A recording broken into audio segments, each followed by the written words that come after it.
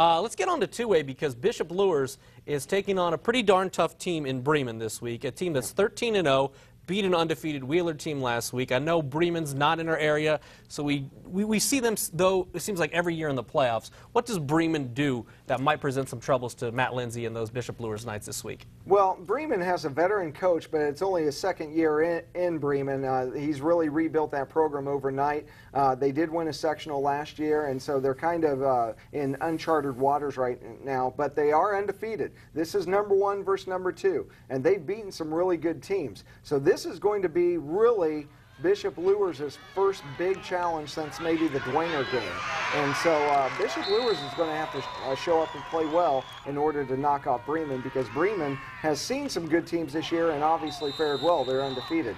What was interesting about Luers last week is they really wanted to accentuate the passing game against Tipton, and they did that. James Kanapke was really effective, threw for over 200 yards and 4 touchdowns, and that just goes to show you how good Luers is. They've been running the ball because they have Jalen Smith and some other guys that are really effective, but they decided, hey, let's work on our passing game this week in the regional championship, and they did that, and they won easily. And, you know, they found a reliable target in Tyvel Jemison. Obviously, everybody knows about Mike Rogers, and so they've just got so many weapons. This is going to be a good game, though, really good game. Yeah, and you look at Bremen, I kind of went into looking at their schedule thinking, oh, they probably haven't played anybody, but you take some big wins out of what they've been able to do. Jimtown, Wheeler, and John Glenn, a team in 3A that won 8 ball games. So really, they are pretty well prepared. I don't know that you can prepare for Luers on the 2A level, but they're about as prepared as any team we've seen at this stage in years past against Luers. Yeah, Wheeler was undefeated before they played Bremen last week, and so yeah, Bremen's knocked off some teams.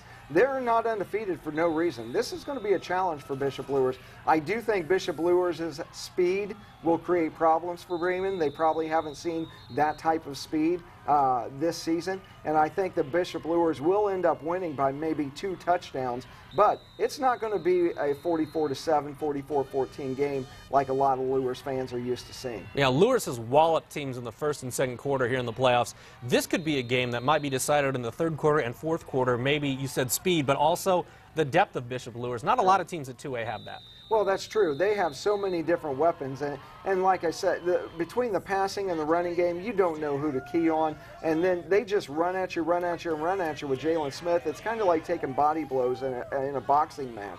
And so they do that, and then James Kanapke airs it out long, and it breaks your heart. It demoralizes you. In fact, I'm thinking about going up to Bremen and talking to their coach about how intimidating is it to play a Bishop Luers team with Division I guys up and down the roster and two-time defending state champions and soon to be 3-time probably. And so that has to be intimidating and demoralizing once you fall behind the Luers. In your eyes, you see Luers punching its ticket, though, ultimately to Lucas Oil. Yes, I think Bishop Luers, I mean, we said, I think, on August 3rd that, you know, it's their state championship to lose, and I still believe that. Yes, this will be their most difficult challenge of the tournament so far, but yes, they'll find a way to get it done. All right, sounds like an interesting week. We could have as many as 3 teams moving on. All teams have a great shot, and in fact, there are a lot of good matchups. You'll have them covered throughout the weekend on Friday and in Saturday's paper, and probably all the way through the week. We'll have you covered on the Highlight Zone on Friday night. But for Tom, I'm Glenn. Thanks for logging on to Wayne.com.